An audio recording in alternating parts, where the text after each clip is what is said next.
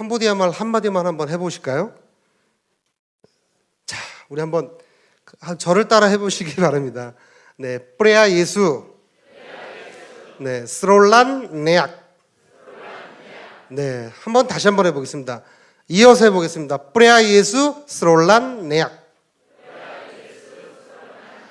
네, 이 단어를 가지고 우리 옆에 계신 분들하고 한번 인사하실 때 프레아 예수 스롤란 네약 이렇게 인사하시겠습니다. 다 같이 인사하시겠습니다. 프레아 예수 스롤란 네약. 네. 네. 웬 외계어를 시키나 이러신 분들이 있으신데요. 이 말은, 자, 여러분, 이 말의 뜻은 예수님은 당신을 사랑하십니다. 이런 캄보디아 말입니다. 여러분 믿으십니까? 네. 오늘 우리 목사님께서 읽어주신 누가복음 15장 11절에서 24절까지의 말씀을 가지고 저는 아버지의 마음 이런 제목으로 잠시 여러분들과 함께 말씀을 나누기를 원합니다. 여러분, 오늘 읽은 이 말씀은 사실 우리가 너무나 잘 아는 말씀이에요. 너무나 많이 들어본 이야기입니다. 그러나 분명히 그 말씀을 가지고 그 말씀이 자기에게 다가오는 것은 각자 다르리라 믿습니다. 오늘 말씀을 보니까 성경은 그렇게 말하죠. 아버지가 있었습니다. 그리고 그 아버지에게 두 아들이 있었어요. 자, 그런데 문제는 뭐냐? 둘째 아들이 아버지에게 요청합니다. 아버지, 저에게 주실 분깃을 먼저 저에게 주세요. 이렇게 요구합니다. 아버지는 고민을 합니다. 이것을 나누어 줘야 될까? 어떻게 해야 될까?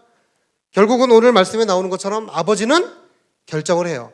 그래, 재산을 두 아들에게 나누어 주자. 그래서 첫째 아들에게 그리고 둘째 아들에게 이렇게 유산을 나누어 줍니다. 자, 근데 문제는 거기서 끝나는 게 아니죠. 오늘 성경에 나오는 것처럼 둘째 아들이 이 받은 유산을 가지고 어떻게 합니까? 오늘 말씀에 나오는 것처럼 모든 유산을 다 모아가지고 먼 나라에 가서 어떻게 한다고요? 허랑방탕하여 그 재산을 낭비하였다 이렇게 말합니다. 자, 그러고 나서 이 아들에게 남아있는 유산, 남아있는 돈은 하나도 없었어요. 그래서 이 아들이 뭐 하게 됩니까? 알바를 하죠. 네, 알바. 여러분 잘 아시는 알바. 어디서 알바합니까? 돼지 치는 데 가서 돼지를 칩니다. 돼지 똥도 치우고 돼지 먹이도 먹이고 그리고 자기도 먹을 게 없어서 뭘 먹어요? 쥐염 열매를 먹습니다. 자, 이러다 보니까 이 아들이 후회가 들기 시작해요. 아, 내가 내 아버지 집에 그냥 있었다면, 내 아버지와 함께 같이 있었다면 내가 지금 이러고 살지 않았을 텐데 이렇게 말합니다. 우리 아버지 집에 있는 노예들도, 품꾼들도 나보다 잘 먹고 나보다 배부르고 나보다 훨씬 더 많은 권한을 누리는데 왜 내가 이러고 살아야 되나 이렇게 고민하고 있습니다. 그러다가 이 아들이 결정적으로 결단을 하게 됩니다. 그리고 20절에 나오는 말씀처럼 이에 일어나서 아버지께로 돌아가게 돼요. 자, 근데 우리 사랑하는 청년 여러분, 저는 이 말씀을 가지고 묵상하면서 참 우리 하나님 아버지의 마음이 어떤가를 굉장히 많이 생각해 볼 수 있었습니다. 오늘 이 20절 말씀을 가만히 보니까 성경은 이렇게 말하죠. 이에 일어나서 아버지께로 돌아가니라. 아직도 거리가 먼데 아버지가 그를 보고 측은히 여겨 달려가 목을 안고 입을 맞추었다 이렇게 말합니다. 자, 우리 청년 여러분, 중요한 것은요. 자, 아들이 떠나고 난 이후에 아버지는 과연 어떻게 했을까요? 어떻게 했을까요? 어떻게 한 것 같습니까? 그 아들이 보기 싫었을까요? 아니에요. 아들을 정말 보고 싶었어요. 하루라도 빨리 아들이 돌아오기를 기다렸습니다. 빠른 시일 내에 돌아와서 아들이 아버지께 무사히 돌아오기를 기다렸어요. 자, 근데 매일같이 아버지가 어떻게 했습니까? 멀리 나와서 기다렸다고 성경은 말하고 있습니다. 자, 첫째로 제가 여러분들과 함께 나누고 싶은 말씀은 바로 이거예요. 정말 우리를 기다리시는 그 아버지, 여러분 혹시 여러분들을 기다리시는 아버지의 마음을 여러분 느껴보신 적 있으십니까? 자, 저는 사실 여러분 이렇게 보셔서 아시겠지만 굉장히 뺀질뺀질하게 생겼잖아요. 정말 굉장히 유명한 뺀질이었습니다. 그래서 과거에 참 많은 잘못도 많이 저질렀습니다. 사실 저는 옛날 어머니 이 뱃속에서부터 모태신앙으로 태어났어요. 그리고 어머니 그 기도를 통하여서 사실 제가 5살 때 앞으로 저의 앞나라에 대한 그런 불길한 예언을 받았습니다. 저는 그때 불길하다고 생각했어요. 자, 그러고 나서 사실 제가 받은 건 없었지만 나중에 제가 신앙생활 계속 여의도에서 하면서 중등부 다니고 고등부 다니고 이러면서 신앙을 조금씩 성장하게 되었습니다. 자, 그러던 어느 날 중등부 시절에 수련회를 가게 됐어요. 자, 이 오살리 기도원에 수련회를 가게 되는데 중등부 시절에 수련회 가서 기도하는 도중에 갑자기 여러분 성경 그 사도행전 2장에 나오는 것처럼 이 혀가 갈라지는 그런 방언이 터지기 시작하고 성령이 충만하게 임하고 그런 하나님의 음성이 또 하나님의 그 역사가 영광이 하나님의 임재하심이 저의 온 몸 가운데 휘감기 시작했습니다. 정말 성령을 뜨겁게 받았어요. 그리고 제가 그 자리에서 기도하면서 이렇게 다짐했습니다. 하나님, 제가 분명히 하나님의 충성된 일꾼이 되겠습니다. 이렇게 결심했어요. 그리고 나서 저는 고등학교를 졸업하고 지금 군포에 있는 한세대학에 진학하게 되었습니다. 정말 당시 고등학교 다니고 중학교 다닐 때 우리 그 여의도 수목교회 그 중등부 고등부 청소년들은 굉장히 큰 은혜를 많이 받았어요. 사실 저 중등부 다닐 때 우리 그 담당했던 전도사님이 지금은 목사님인데 신성남 전도사님이셨어요. 그리고 그 다음에 오셨던 분이 머리 뽀글뽀글 빠마하셨던 혹시 기억하십니까? 최명호 전도사님이 그 당시에 이제 저희 담당하셨는데 그러면서 은혜 받고 마음에 작정을 하고 주의 길을 가고자 결심했습니다. 그리고 나서 주의 종의 길을 걸어가고자 1학년 때 신학을 공부 시작했어요. 정말 일찍 시작했습니다. 근데 여러분 1학년 때 신입생으로 들어가면서 사실 그 학교에 들어갈 때 수련회를 시작하거든요. 그래서 그 당시에 제가 기도하면서 하나님, 제가 하나님 앞에 선교사로 헌신하겠습니다. 이렇게 기도했어요. 근데 여러분 참 안타까운 것은요.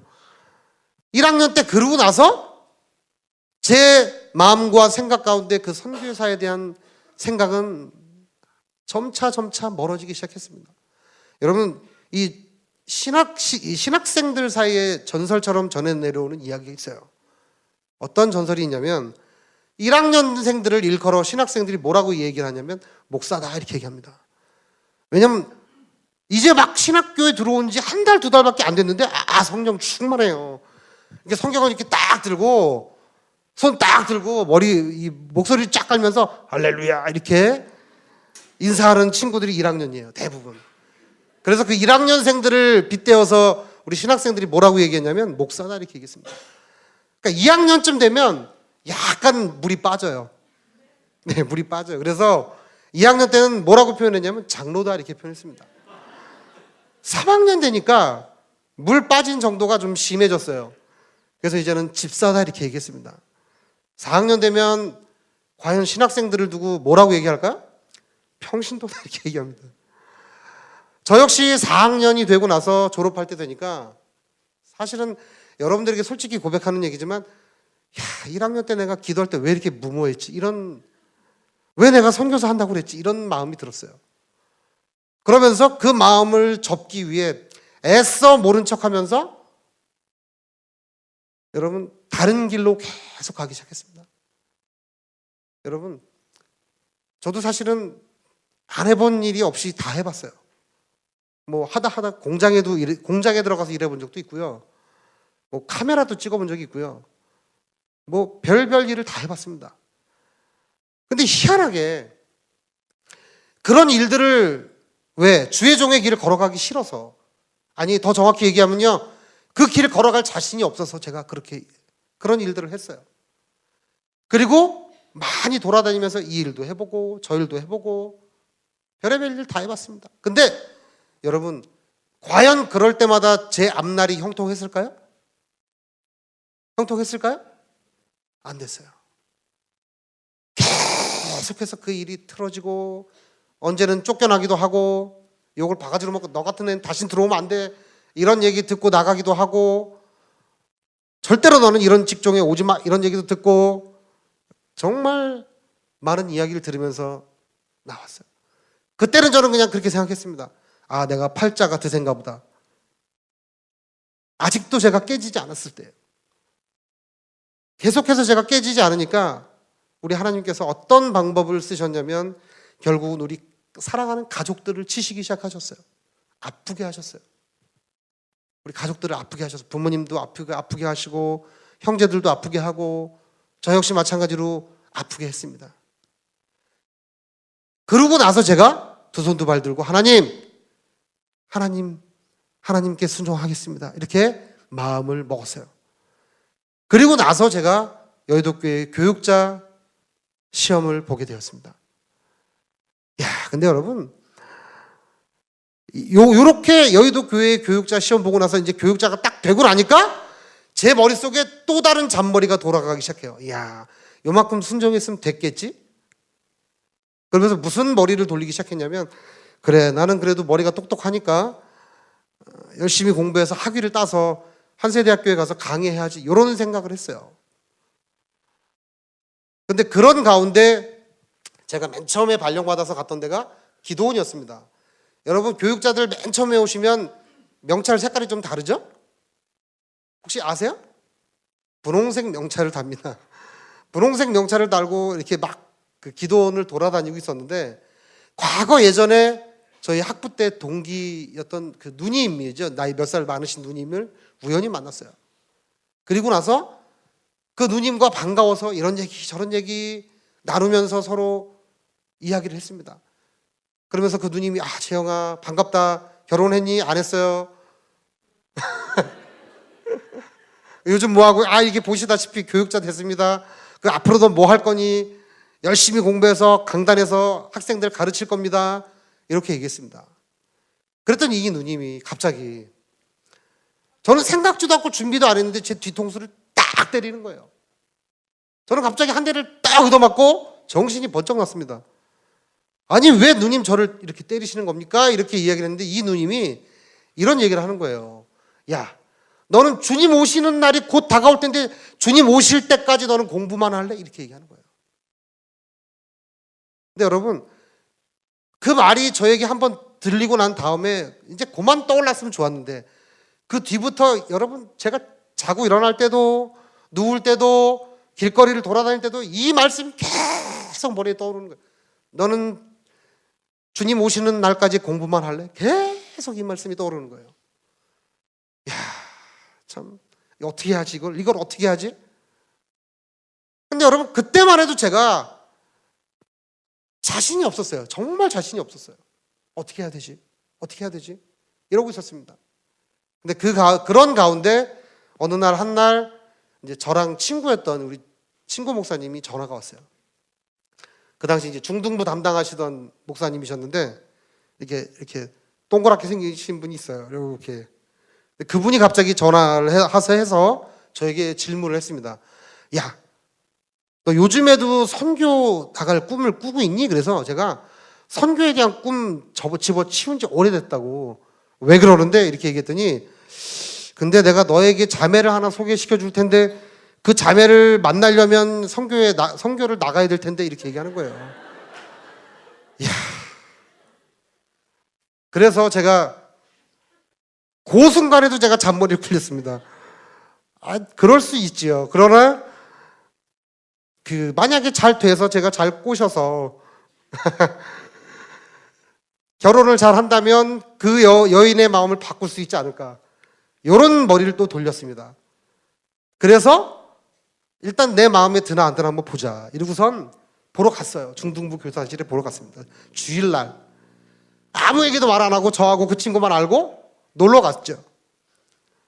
놀러 갔는데 그 친구가 이제 점심시간이 되어서 교사들이 이렇게 쭉 앉아있는데 저쪽에 있는 자매라고 이야기를 하는 겁니다. 저쪽에 있는 자매를 딱 보는 순간, 여러분, 남자들은 그런 게 있습니다. 자기 평생의 반려자를 보는 순간 어떤 일이 벌어지냐면 저 여인네만 딱 스톱. 나머지 옆에는 다 그냥 뿌연 안개로 다 변해요. 그 여인만 보이는 거예요. 이야, 어떡하지? 선교 나가야 되나? 그런 와중에 제가 일단 한번 만나보자. 혹시 몰라. 내가 그 여인을 그 마음을 돌이킬 수 있을지 혹시 알아? 만났습니다. 아니나 달러 그 여인은 완강했어요. 저는 선교 나가시는 분하고만 결혼합니다. 이렇게 얘기하는 거예요. 근데 여러분 중요한 거는요. 제가 그 여인을 보는 순간 놓치고 싶지 않았어요. 이럴 때 아멘을 하셔야 되는 거예요. 참. 여러분 그런 감동이 안 오십니까? 딱 보면 여러분 저런 여인을 내 아내로 놓치면 안 돼. 이런 마음을 가지셔야 돼요. 믿으십니까? 네. 정말 저는 그 분을 보는 순간 정말 놓치면 안 되겠구나. 그리고 중요한 것은 저 자매라면 내가 같이 할 수 있겠구나. 이런 마음이 들었어요. 그래도 한번 좀 이렇게 그 여인의 마음을 돌이켜 볼까 애썼는데 그 여인은 여전히 완강했습니다. 그러던 어느 날 제가 완전히 박살나는 일이 벌어졌죠. 여러분 교회에 오는 날이었습니다. 그날따라 버스를 타고 오게 되었는데 갑자기 이 주변이 별로 사람이 많지 않았어요. 그 주변에 아무도 없었는데 갑자기 이 마음속 깊은 곳에서부터 음성이 들려오기 시작했어요. 재영아, 너 나를 사랑하니? 이렇게 물으시는 거예요. 주님 사랑합니다. 또 한 번 물으셨습니다. 재영아, 너 나를 정말 사랑하니? 여러분, 예수님이 이 베드로에게 물으셨던 것처럼 주님이 물으셨어요. 그때 저 역시 마찬가지로 주님, 저는 주님을 사랑합니다. 이렇게 대답했습니다.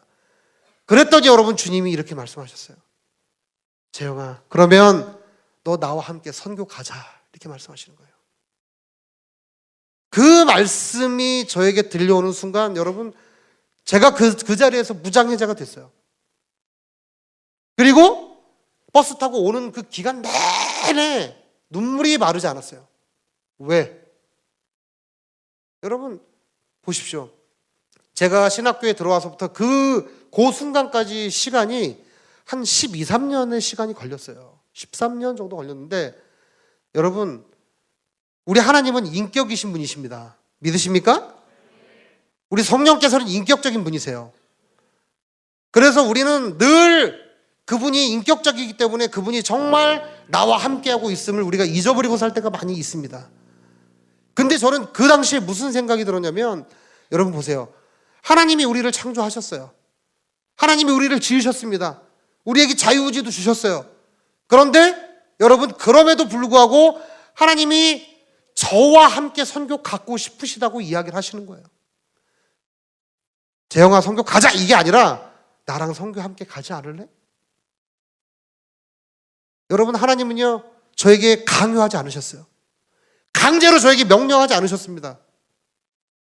그 오랜 13년, 14년 동안의 시간 동안 주님이 어떻게 하셨습니까? 기다리셨어요. 뭐 할 때까지요? 제가 마음을 열고 돌이킬 때까지 주님이 기다리셨어요. 계속해서 기다리셨어요. 매일매일 기다리셨어요. 매일매일 같이 저에게 찾아와서 제가 마음을 돌이키기를 기다리셨어요. 근데 저는 그것을 깨닫지 못하고 매일같이 잔머리를 굴렸습니다. 우리 사랑하는 청년 여러분, 여러분 주님은 인격이신 분입니다. 여러분들에게 찾아오셔서 성령께서 그렇게 말씀하실 때가 있어요. 누구누구야 나와 함께 이거 하지 않을래?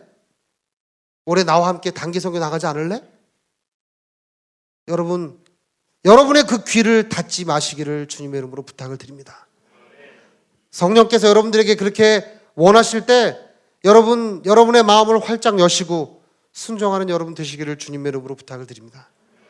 저는 그때 마음이 열려서 두 손 두 발 다 들고 정말 펑펑 울면서 회개했어요. 아, 정말 내가 뭐라고, 내가 뭔데 주님이 나를 이렇게까지 기다리셨을까? 여러분 보세요. 아버지가 아들을 기다리셨던 것처럼 여러분 주님도 제가 마음을 돌이키기를 13년, 14년이 지날 때까지 기다리고 계셨어요. 매일매일 제 곁에 와서 한순간도 놓치지 않고 매일같이 기다려 주셨어요. 여러분 아이를 한번 낳아보세요. 아이를 낳다가 열받으면 이렇게 퍽 때리죠. 근데 여러분 주님은 절대 그러지 않으세요. 끝까지 기다리십니다. 끝까지 참으시고 끝까지 기다리시고 끝까지 우리 가운데 찾아오시고 우리 마음 가운데 들어오시고 끝까지 우리를 주님께서 기다려 주시는 거예요. 그리고 두 번째로 오늘 우리가 읽었던 말씀 가운데 이 아버지가 이렇게 행동을 하죠. 보십시오. 여러분 20절에 보니까 자, 거리가 먼데 아버지가 그를 보고 측은히 여겨 달려가 목을 안고 입을 맞추었다 이렇게 말합니다. 여러분 두 번째로 제가 여러분들과 함께 나누고 싶은 말씀은요, 측은히 여기는, 불쌍히 여기는 마음이 바로 아버지 하나님의 마음이다라는 사실이에요. 자, 여러분 사실 저는 캄보디아에 이제 들어간 지 7년째 됐어요. 그리고 이제 개척해서 사역한 지도 한 5년 지났고 6년째가 됐습니다. 근데 하다 보니까 사실은 처음에 들어갔을 때 캄보디아 애들이 얼마나 불쌍했는지 몰라요.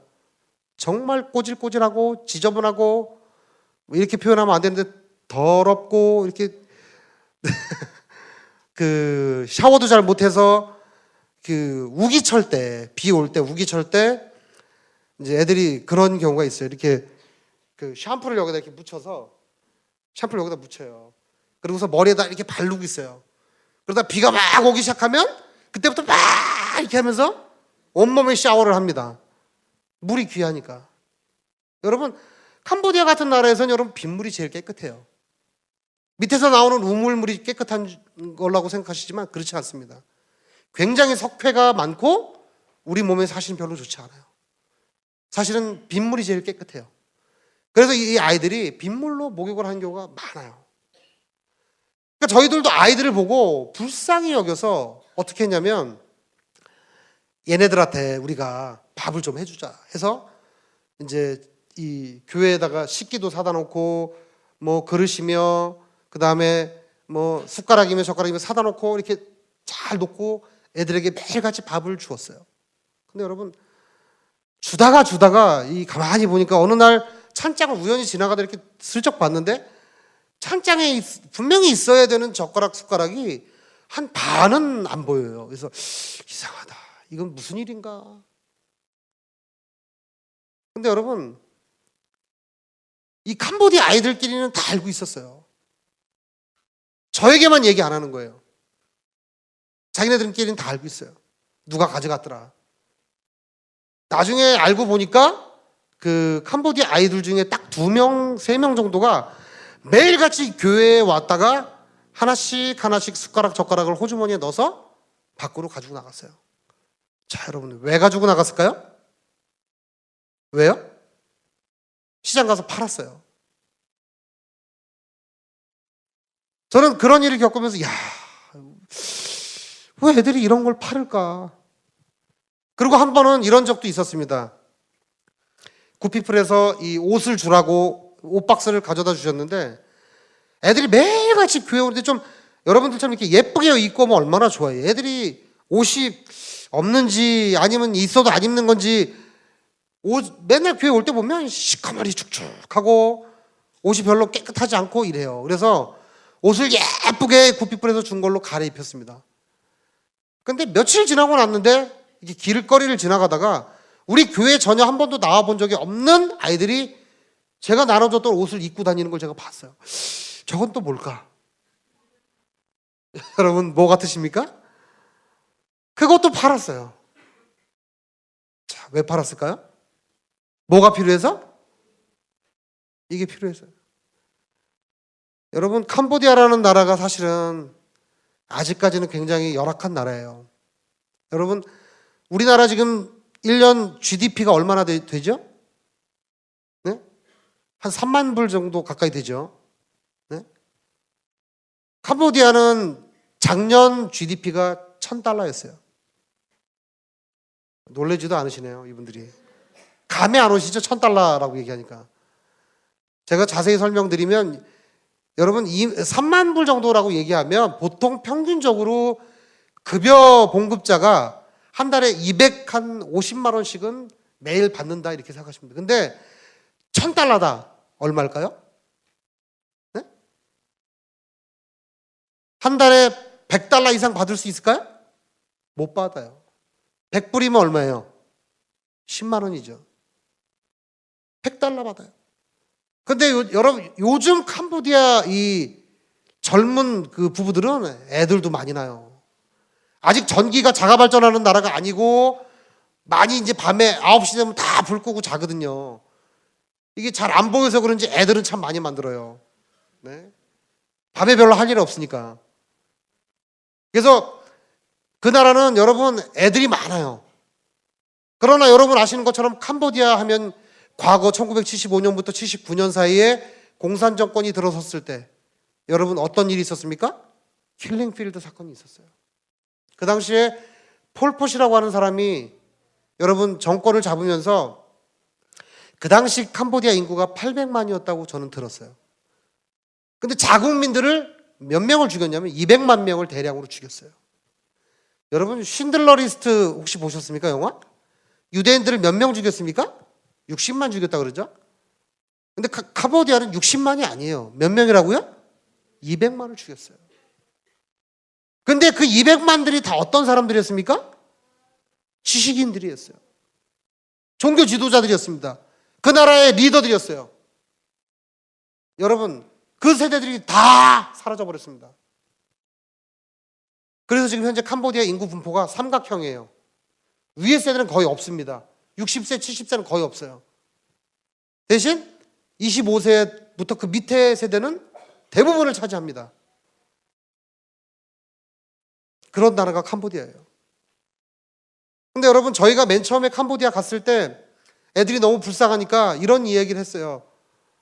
얘들아 우리가 예배 드리고 나서 너희에게 줄 건 없고 바게트 빵을 줄게. 그래서 거기는 이제 프랑스 식민지였으니까 바게트 빵을 하나씩 줬어요. 근데 애들이 바게트 빵을 매일매일 받아 먹다가 얘네들이 갑자기 저에게 얘기를 합니다. 패스터 요청할 것이 있습니다. 뭘? 바게트 말고 좀 배부른 걸로 주시면 안 될까요? 여러분 무슨 얘기입니까? 빵 먹어서 배 부른다는 얘기예요? 안 부른다는 얘기예요. 가끔 제가 주일 예배 인도할 때 막 힘껏 찬양하다가 아까 우리 청년 지체들 막 찬양하는 거 뜨겁게 찬양하는 거 보니까 너무 감격스러웠는데 여러분 막 찬양하다가 제가 애들이 막 너무 목소리가 안 나와서 이제 캄보디아 말로 여러분 아침 먹었습니까? 그러면 안 먹었습니다 이렇게 얘기해요. 사실 제가 그런 얘기 들으면 정말 마음이 아파요. 근데 그런 일들을 몇 번 겪고 나서 이런 일 겪고 뭐 이것도 팔고 어느 때는 그런 선교사님들도 있었어요. 교회에 있었던 그 의자들이 플라스틱 의자들이 매일매일 하나씩 없어져서 나중에는 그 옆에 있는 그 가게집에 다 가 있는 그런 일들도 있어요. 매일같이 하나씩 가져가요. 매일같이. 저희 집에는 이제 그런 일도 있었어요. 이 전기를 저희 바로 옆집에 그 가구 공장을 했는데 거기서 이렇게 땄었어요. 저희 집 거랑 땄었어요. 갑자기 한 100불 정도가 갑자기 많이 나와서 이상하다. 이건 무슨 조화일까? 분명히 누군가가 의도적으로 따 쓴 건데 이거 어떻게 해야 될까? 가서 그 전기공사에 가서 이야기했습니다. 그랬더니 전기공사에 있었던 그 민원 받는 분이 아주 당당하게 얘기하는 거예요. 절대로 도둑이 없다. 이렇게 얘기합니다. 자기가 어떻게 알아요? 네? 저는 분명히 그래서 매일매일 같이 제가 체킹도 해봤어요. 분명히 도둑이 있어요. 근데 없다는 거예요. 사실 여러분 너무 마음이 아팠어요. 왜? 여러분 선교사들이 매달 전기세로 여러분 그 집에서 여러분 그렇게 이렇게 쪼인하는 바람에 저희가 전기세를 막 200불, 막 250불 이렇게 냈어요. 그러니까 우리나라 돈으로 치면 30만 원 이렇게 되는 거죠. 네? 큰 돈이죠. 여러분들 전기세 그렇게 내십니까? 너무 마음이 아파서 기도하는데 여러분 계속 하나님 어떻게 해야 될까요? 어떻게 해야 될까요? 캄보디아 사람들 점점 미워지는데 어떻게 해야 될까요? 어떻게 해야 될까요? 여러분 그런 일을 겪으시면 미워져요. 정말 미워집니다. 나중에는요 뭐 하나하나 하는 것마다 다 저것들이 무슨 꿍꿍이지 이런 생각도 할 때가 있어요. 근데 그걸 놓고 기도하는데 하나님이 무슨 마음을 주시냐면 여러분, 야, 다 줘라 그냥 이렇게 말씀하시는 거예요. 아니 하나님 이 돈이 얼만데 이걸 다 줍니까? 글쎄 줘라 이렇게 말씀하시는 거예요. 참 너무 하나님이 일을 어찌 해야 될까요? 매일 쪼인할 텐데 어떻게 해야 될까요? 점점 금액 불어날 텐데. 근데 여러분 희한한 것은 하나님이 줘라 그러시고 나서 그 달 이 고지서를 봤는데요. 금액이 예전에 저희가 냈던 거랑 똑같아 내려갔어요. 그래서 이게 무슨 좋아하지? 분명히 조인을 했는데 무슨 좋아하지? 이러고 봤더니 1kW당 그 사용 금액이 팍 다운된 거예요. 여러분 무슨 얘기냐면 하나님이 그렇게 해서라도 저로 하여금 베풀게 하셨어요. 근데 사실은 그래도 저는 사실 마음이 용납이 이걸 어떻게 해야 되지? 어떻게 해야 되지? 어떻게 해야 되지? 근데 여러분 그때 계속 기도하는 가운데 하나님이 저의 마음 가운데 주시는 마음은 용서해라 이런 마음이었어요. 다 줘라. 다 줘라. 전 사실 그게 용납이 안 됐어요. 다 주는 게. 근데 하나님이 계속 줘라 이렇게 말씀하시는데 여러분 제가 견딜 수가 없었어요. 어떻게 해야 될까? 어떻게 해야 될까? 심지어 우리 그 캄보디아 선교사님들 중에 이러신 분도 있어요. 이렇게 침례를 주다가 캄보디아 애들 침례를 주다가 뭐 성부와 성자와 성령의 이름으로 뭐 예수님과 함께 죽고 예수님과 함께 살겠습니다. 이렇게 침례할 때 이렇게 선포를 하고 해야 되는데 입술로는 그렇게 선포하면서 뭐라고 속으로는 얘기하냐면 그래 네가 구원 받나 보자 이러고선 침례를 주는 경우도 있어요. 저는 그게 농담인 줄 알았어요. 그 사람들에 대한 미움이 생기는 게 농담인 줄 알았어요. 근데 아니었어요. 실제 우리에게 그런 부분들이 다가오더라고요. 근데 그런 가운데 하나님이 주신 마음이 오늘 이 아버지의 마음이었어요. 불쌍히 여기라 그런 마음이었어요. 오죽했으면 여러분 오죽했으면 그 사람들이 그랬을까? 그거예요. 하나님이 그런 마음을 갖게 하시는 거예요. 오히려 저 사람들을 안아주고 품어주고 보듬어주고 저들을 주님의 이름으로 품으라 그렇게 말씀하시는 거예요. 마음이 너무 아팠어요. 내가 왜 그렇게 못했을까? 내가 왜 그러지 못했을까? 안타까웠어요. 마지막으로 제가 여러분들과 나누고 싶은 하나님 아버지의 마음은 여러분 아들이 오니까 그 아버지가 어떻게 했습니까? 아들을 보고 달려가서 목을 안고 입을 맞추고 가락지를 끼우고 신발을 새 거를 신기고 살찐 송아지를 잡으라. 우리가 다 기뻐하며 잔치를 베풀자. 이 아들은 어떤 아들입니까? 죽었다가 다시 살은 아들이요. 이 아들은 잃었다가 내가 다시 찾은 아들이다. 이렇게 고백을 하는 거예요. 저는 사실 이런 말씀을 잘 이해하지 못했습니다. 여의도에서 이렇게 사역하다 보니까 저는 사실 이 철야 때 이렇게 많으신 분들이 오신지는 잘 사실 몰랐습니다. 저는 여의도에서 한 10여 년 정도 사역할 때 계속 이제 한 2년에 한 번씩 다음 희망부서 이렇게 쓰면 뭐 국제신학연구원 아니면 교회학교 아니면 청년국 이렇게 썼는데 한 번도 간 적이 없어요. 저는 썼다 하면 꼭 간 게 교구였어요. 근데 교구를 갔는데 사실은 여러분 오늘 이렇게 와서 여러분들을 보니까 사실은 제가 아버지 하나님의 마음을 제가 알겠어요. 자, 여러분 이 아버지 하나님이 아들을 기다리면서 바로 그런 고백을 하셨잖아요. 저희 그 캄보디아에서 9시 주일 예배를 드릴 때 이런 일이 있었어요. 어떤 일이 있었냐면 보통 9시 예배 드리기 전에 한 7시 반부터 애들이 와요. 막 뛰어다니고 고무줄 놀이 하고 뭐 얼음땡도 하고, 얼음땡을 약간 변형해서 하더라고요. 뭐 고무줄 놀이 하고 막 별의별 놀이를 하다가 이제 예배 시작하면 들어와서 찬양 부르고 이렇게 하는데, 그날따라 애들이 한 명도 안 보이는 거예요. 개미새끼 한 마리 안 보이는 거예요. 이게 웬일일까? 예배 드리기 15분 전인데 아직도 보이지 않아요. 어찌 해야 될까? 고민스러웠습니다. 근데 여러분, 마침 그때 제가 이제 저와 우리 아내와 우리 아이가 같이 우리끼리만 예배 드려야 될까? 이러고 있을 때 저 앞에서 한 아이가 오늘 예배 안 드린다. 왜냐면 조용하니까. 보통 같으면 막 시끄럽게 떠들고 막 뛰어다니고 애들이 그럴 텐데 조용하니까 어떤 포즈를 취했냐면 예배를 드리나? 그러고 이렇게 쳐다보는 거예요. 예배를 드리나? 이렇게. 그러다 저랑 눈이 딱 마주쳤어요. 그러면서 제가 마주치는 순간, 여러분, 그 한 명을 보는 순간 제 마음이 너무 기뻤어요. 얼른 들어오라고 막 손짓을 했습니다. 빨리 들어와, 빨리 들어와. 야, 이제 한 명 왔으니까 예배 드려야지. 여러분, 제가 아까 말씀드렸죠. 교구에 가서 예배 드릴 때 여러분, 뭐 이렇게 많은 사람들을 모아놓고 예배 드리진 않지만 사람들 많습니다. 네? 근데 가서 더구나 외국에 나가서 개척을 했는데 평상시엔 그런 적이 없었는데 그날따라 그랬어요. 한 명도 안 보였어요. 그러다가 한 명이 딱 보이는 순간 제가 너무 마음이 기뻤어요. 얼른 뛰어들어오라고. 그 아이가 저를 보고 제가 막 반가워서 손짓을 하니까 막 뛰어들어왔어요. 그러고서 그 아이와 함께 열심히 찬양했습니다. 막 찬양을 하고, 그리고 이제 예배 드리기 5분 전 됐는데 또 한 몇 명이 저기서 이러고 또 쳐다보는 거예요. 소리가 분명 나는 것 같은데 예배를 드리나? 이러고 쳐다보는 거예요.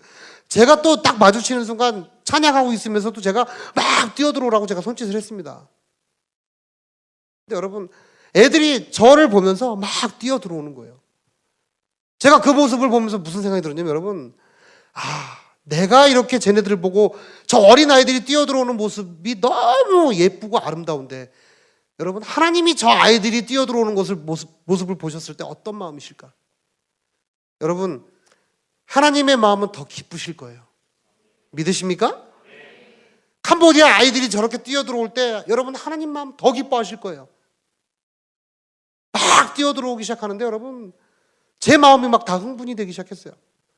그리고 그날 막 예배가 어떻게 지나갔는지 기억이 안 나요. 그리고선 예배가 끝났습니다. 전부 몇 명이 앉아서 예배를 드렸냐면 그날 40명이 넘게 와서 예배를 드렸어요. 얼마나 감사했는지 몰라요. 저는 한 영혼이 얼마나 소중한지 예전에 잘 몰랐어요. 늘 이렇게 많은 사람들을 앉혀놓고 예배를 드리다 보니까, 그리고 뭐 부르지 않아도 이렇게 오지 않습니까? 지역 예배도 안 불러도 와요. 이 철야 예배도 안 불러도 이렇게 오지 않습니까?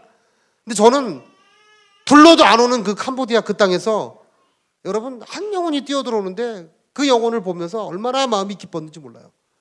근데 여러분, 바로 그 마음이 하나님 아버지의 마음이에요. 여러분들이 이렇게 이런 문제 저런 문제 때문에 안 보일 때 여러분의 영적인 아버지인 우리 윤 목사님의 마음은 어떠실 것 같으세요? 야, 저 인간 또 안 보이는구나.